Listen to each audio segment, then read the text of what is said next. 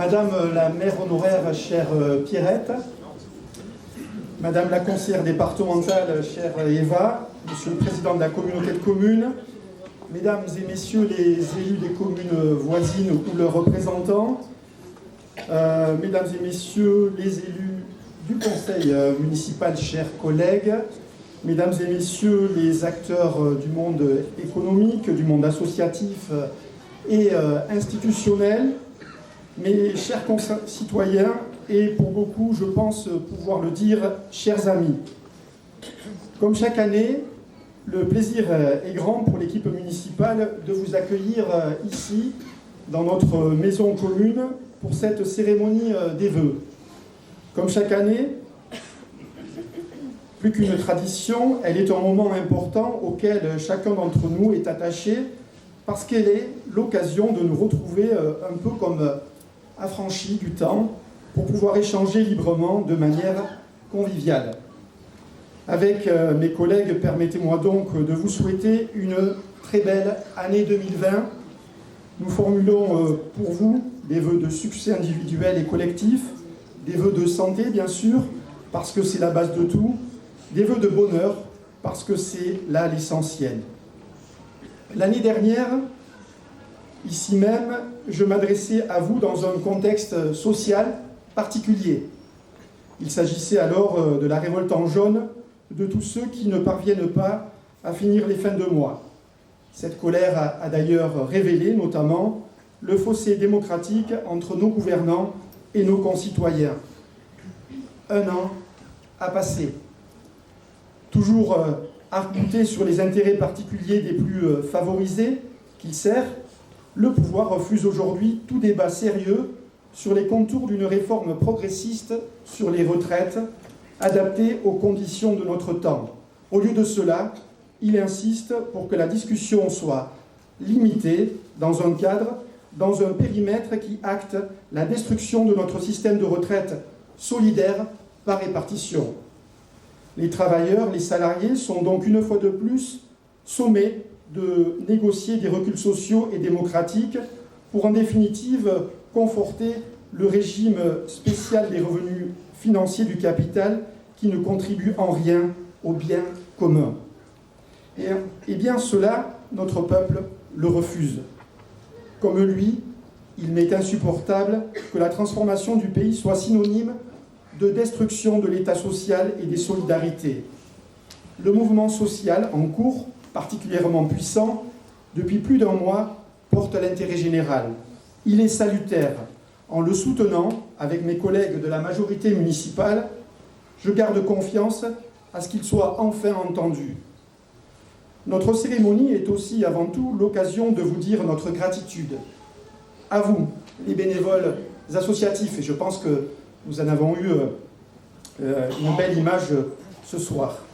Les partenaires de la ville, les entrepreneurs, les habitants, à chacun d'entre vous pour votre contribution à la réussite, à la qualité de vie de Tarnos, cette ville solidaire, combative, inventive et vibrante. C'est un moment important enfin puisque c'est l'ultime cérémonie des vœux du mandat qui s'achève. Vous le savez, l'ayant écrit il y a quelques semaines à tous les Tarnosiens, candidat au scrutin du 15 mars prochain, je m'abstiendrai, dans le temps de l'élection dans lequel nous sommes entrés, d'évoquer ici nos projets d'action. Mais il est une chose qu'on ne peut m'interdire, c'est de toujours vous parler avec mon cœur, parce que Tarnos m'habite, aussi que pour toute l'équipe qui m'entoure, parce qu'avec les 5 lettres du mot mère, vous l'aurez peut-être remarqué, on peut aussi écrire le verbe aimer.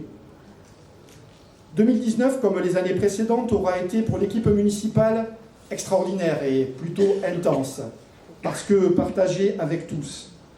Elle nous aura inspiré des sentiments forts communs comme celui d'avoir vu la joie, ici et là, les yeux briller, les visages sourire, les cœurs battre plus fort, les émotions déborder et le bonheur aussi se partager.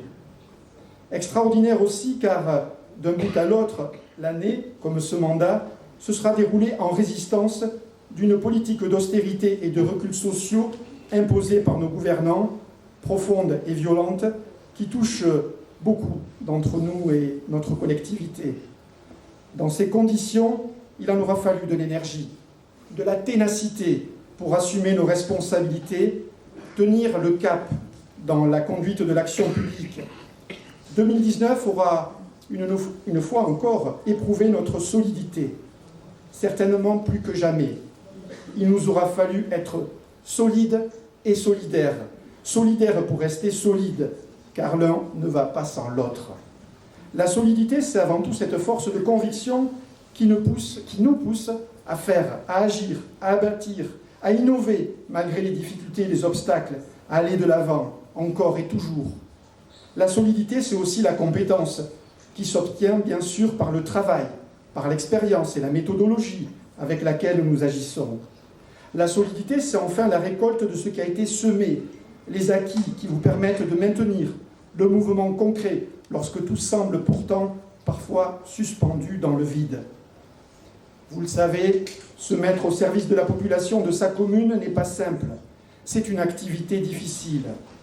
La politique, ce ne sont pas d'abord des rapports, des courriers, des dossiers, des discours, même s'il en faut et s'ils ont leur importance, mais des personnes de chair et de sang, avec chacune leur histoire singulière et leurs problèmes personnels qu'il faut prendre en considération. La politique, ce ne sont pas non plus de grands coups destinés à marquer ou à amuser la galerie, mais une multitude de petites actions incessantes, persévérantes, dans tous les domaines, sur le terrain. Cela implique un très fort investissement et de façon continue, sans relâche. Cela nécessite des hommes et des femmes qui portent une attention à chacun et d'abord et avant tout aux plus faibles, les laissés pour compte et les blessés de la vie. Et ceci sans relâche. Cela nécessite des hommes et des femmes qui portent une attention à chacun et d'abord aux plus faibles. Tout d'abord s'inscrit dans la même veine d'une action continue et humble, une présence efficace et soutenue, confiante et bienveillante, qui ne fait pas forcément beaucoup de bruit pour créer une société imaginative, créative et surtout apaisée.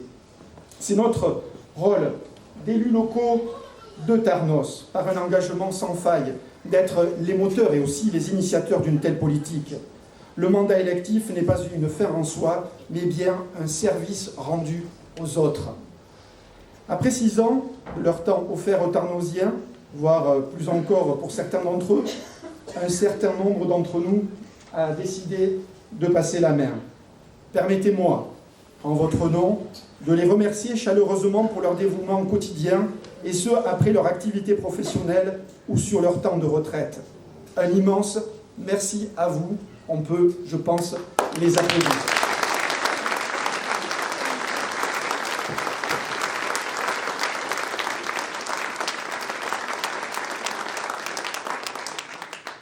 Mesdames et messieurs, 2019, fruit d'un chantier titanesque pour lequel nous avons tant lutté à sa concrétisation, ensemble, habitants et élus, nous avons tous assisté à la profonde métamorphose de notre centre-ville, animée d'une préoccupation majeure, celle du développement durable.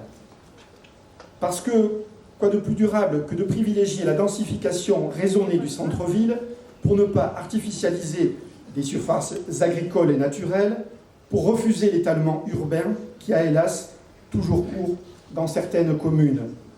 Ça aura été tout d'abord l'achèvement de la résidence Héphaïstos, puis de la place Alexandre Viraud avec une portion de l'avenue Lénine rendue piétonne, et puis aussi la réhabilitation des pourtours de l'église Saint-Vincent. La nouvelle place centrale dont notre ville s'est dotée offre désormais un espace apaisé, approprié pour nous et pour tous, avec un équilibre entre les riverains et le reste des Tarnosiens. En ce sens, cette place Viraud, accolée à la place Doussaus, est désormais un support à la vie sociale du quartier et à l'ensemble de la commune.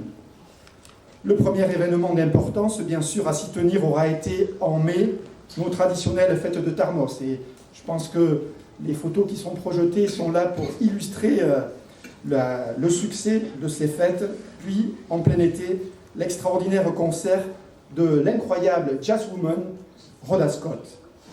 Traversante, Cette place permet de rejoindre les 2 stations du trambus en face et à côté de la mairie, aménagées très prochainement, et outre les commerces déjà existants à proximité, 4 nouveaux s'y sont installés, dont une supérette, un restaurant et un café.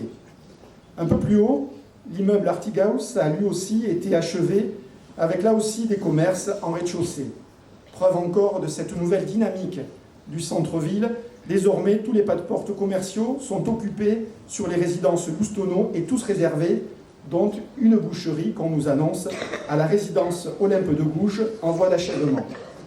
De la co-construction avec les Tarnosiens volontaires de notre projet de centre-ville, en passant par les puissants combats citoyens pour obtenir, ne nous l'oublions pas, en janvier 2017, de la communauté d'agglomération du Pays Basque naissante, l'intégration de Tarnos dans son nouveau syndicat des mobilités et aussi, bien sûr, la réalisation du trambus, sans oublier les innombrables réunions avec les habitants, avec nos collègues élus et les techniciens du syndicat des mobilités, ici même, dans cet hôtel de ville, les longues négociations financières avec nos partenaires, nous ayant permis d'obtenir 15 millions d'euros d'investissement sur Tarnos pour le trambus, les réunions de chantier hebdomadaires qui se poursuivent, nous voilà aujourd'hui presque à l'aboutissement du nouveau profil du secteur depuis le quartier Garros et d'une large partie de l'avenue Jacques Duclos. Vous en jugez quotidiennement, le chantier du trambus à lui seul est colossal. Il se prolonge aujourd'hui de l'espace commercial 2002 jusqu'aux portes de Bayonne. Permettez-moi d'ailleurs, en votre nom à tous, de vivement saluer la maîtrise d'œuvre et les entreprises pour leur excellent professionnalisme, on ne le fait pas suffisamment, et ce dans des conditions particulièrement difficiles, dues au maintien de la circulation automobile, des programmes immobiliers et autres chantiers, tels celui de la place Viro, réalisés dans la même période, sans oublier la météo particulièrement capricieuse ce dernier trimestre. Désormais, habitués aux larges trottoirs et pistes cyclables aménagées, au flux de circulation en forte diminution, on en oublie déjà qu'il y a peu encore, ce secteur se résumait à une artère routière infernale aux 22 000 véhicules jour, sans aménagement pour les mobilités douces et balafrant la ville en deux. Au-delà de ce nouveau profil urbain, d'une première réduction du trafic automobile dans le centre-ville, l'enjeu à venir, une fois le trambus en service au cours de l'année 2020, sera de réussir la transition entre la voiture individuelle et le transport urbain collectif non polluant, le cycle et la marche. Cadencement toutes les 10 minutes et parking relais, notamment, doivent pousser les automobilistes, les Tarnosiens bien sûr, ceux venant de Bayonne, ceux venant d'Ondres et du sud des Landes, à changer de comportement par une utilisation nettement plus réduite de la voiture individuelle pour leur déplacement au sein de notre bassin de vie. Il en va de notre qualité de vie immédiate et de sa préservation pour les générations futures. C'est ensemble que nous réussirons cette révolution, une révolution écologique et durable.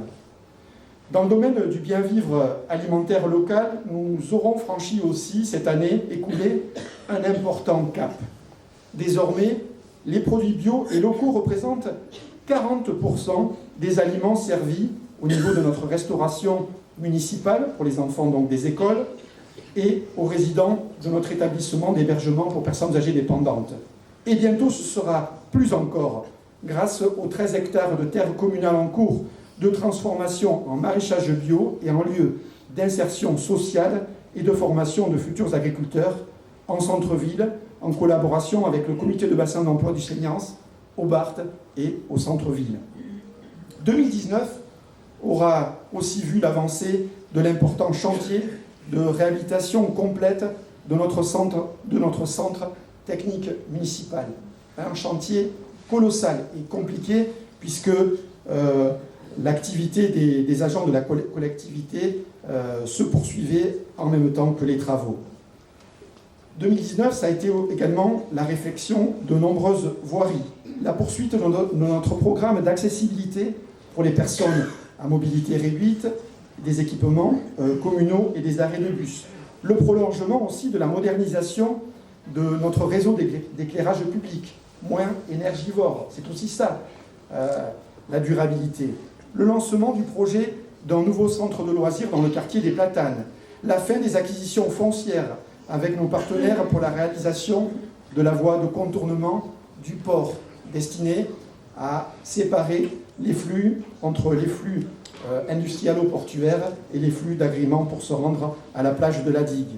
Et puis la poursuite de la dynamique du développement économique, avec notamment le début de la construction du siège social de Mecadac, cette entreprise qui a connu une progression très importante ces dernières années et qui a décidé justement d'implanter son siège au niveau de l'espace technologique Jean Bertin. C'est aussi bien sûr la poursuite de la modernisation de l'usine Safran Helicopter Engine, l'emblématique projet CAP 2020, et puis dans les semaines à venir, le démarrage imminent du chantier du laminoir de Celsa sur la zone industrielle-portuaire. Comme chaque année, nous avons agi pour oxygéner toujours plus la démocratie locale. Au-delà des mobilisations citoyennes auxquelles nous avons participé, je pense notamment pour les droits sociaux et la défense des services publics, telles les manifestations que nous avons pu organiser devant la trésorerie de Saint-Martin-Seignance, de l'écriture aussi, avec les parents et tous les acteurs de la communauté éducative en faveur de notre projet éducatif territorial, des réunions de concertation dans les quartiers. 2019 aura été aussi marqué par la mobilisation de plus de 2000 électeurs tarnosiens qui, par la nouvelle consultation par le vote que nous leur avons proposé en mars dernier, auront exprimé leur volonté d'un infléchissement de la politique de la communauté de communes du Seignance vis-à-vis de Tarnos. Nous nous félicitons que cette intervention citoyenne, par le biais de ce vote, aura permis ce dernier trimestre, en cofinancement avec la ville, la réfection des voiries communautaires des rues Marcel-Paul, Crétin, de la Palib, du 11 novembre et du 19 mars 1962. Naturellement aussi, nous ne boudons pas notre plaisir de l'engagement pris depuis par la communauté de communes du Seignance de réaliser un équipement aquatique dans notre ville de Tarnos, même s'il convient de rester prudent, car les réelles capacités financières de la communauté de communes de pouvoir réaliser un tel équipement. Transition énergétique et agricole, urbanisme apaisé, nature en ville, préservation de la biodiversité, écomobilité, propreté, petite enfance, jeunesse, et on vient de le voir, police de proximité et prévention, culture, sport, soutien aux associations, développement économique, ces politiques publiques que nous avons continué à porter en 2019 dans un contexte où malheureusement les dotations de l'État se trouvent désormais quasi nulles, permettent à Tarnos de développer chaque jour ses talents afin que tous, petits et grands, s'épanouissent. Répondre à ces défis du quotidien et aussi anticiper l'avenir, c'est continuer de bâtir une ville à taille humaine où il fait bon vivre. Chose promise, mon propos cette année aura été plus bref qu'à l'accoutumée. Pour conclure, laissez-moi soumettre à votre réflexion cette pensée de Louis Aragon. Quand les blés sont sous la grêle, fou qui fait le délicat, fou qui songe à ces querelles au cœur d'un commun combat. Avec l'ensemble de l'équipe municipale qui m'entoure, je vous réitère, à vous toutes et à vous tous, mes vœux les plus chers pour cette nouvelle année, qu'elle vous apporte santé, joie et bonheur dans un monde plus humain et plus juste.